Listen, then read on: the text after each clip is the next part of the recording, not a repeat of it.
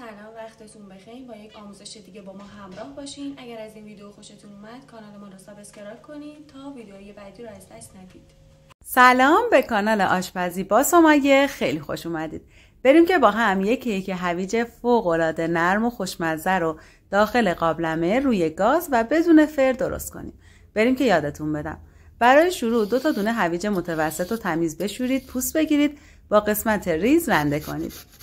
2 عدد تخم مرغ رو به همراه نصف قاشق چایخوری وانیل و نصف پیمانه شکر بریزید داخل ظرف. با همزن دستی و یا برقی هم بزنید تا مایه‌تون کرمی و کشدار بشه. اگه همزن دستی استفاده کنید حدود 8 تا 10 دقیقه طول میکشه. باید به این بافت و رنگ برسه. بعد 1/4 پیمانه روغن مایه رو به همراه 1 پیمانه هویجی که رنده کرده بودید بهش اضافه کنید. در حدی که مواد ترکیب بشن هم بزنید. بعد اینکه مواد یک دست شد، 1 پیمانه آرد سفید قنادی رو به همراه 1 قاشق چایخوری بیکینگ پودر، نوک قاشق چایخوری نمک و نصف قاشق چایخوری پودر دارچین که اضافه کردنش اختیاریه روی مواد علک کنید. به صورت دورانی و در یک جهت هم بزنید.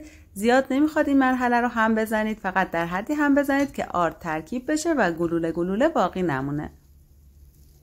من برای این مقدار از مواد از یه قابلمه سایز 17 استفاده کردم. اگه مقدار مواد شما بیشتره میتونید از یه قابلمه بزرگتر استفاده کنید. کف و دیواره های قابلمه رو با یه مقدار کم کره یا روغن جامد خوب چرب کنید. مقدار کم آرد داخلش بپاشید تا همه قسمت های قابلمه به آرد آغشته بشه. سعی کنید بقیه آرد اضافه رو از داخل قابلمه بیرون بریزید. اگر شما نمیخواید این کار رو انجام بدید میتونید 2 لایه کاغذ روغنی فقط کف قابلمه‌تون پهن کنید.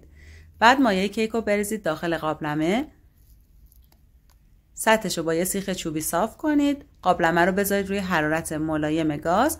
درش دمکنی بذارید، درش رو ببندید. با حرارت ملایم اجازه بدید برای 30 تا 40 دقیقه که کیک بپزه.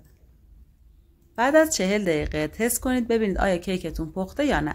کافیه یه سیخ چوبی رو داخل کیک فرو کنید. اگه تمیز بیرون اومد یعنی کیک پخته. اگر مایه کیک به سیخ چسبید یعنی هنوز کیک نپخته و باید اجازه بدید کاملا بپزه. بعد اینکه کیک پخت از روی حرارت بردارید. کمی که از حرارت افتاد کیک رو میتونید برگردونید. اجازه بدید کیکتون کاملا خنک بشه. من به دلخواه یه مقدار پودر قند روش علک کردم. بعدم کمی خلال پسته ریختم. حالا یه برش از این کیک فوق العاده خوشمزه‌مون رو بهتون نشون میدم تا بافت داخلش رو هم ببینید. هر چقدر از عطر و طعم این کیک بگم کم گفتم.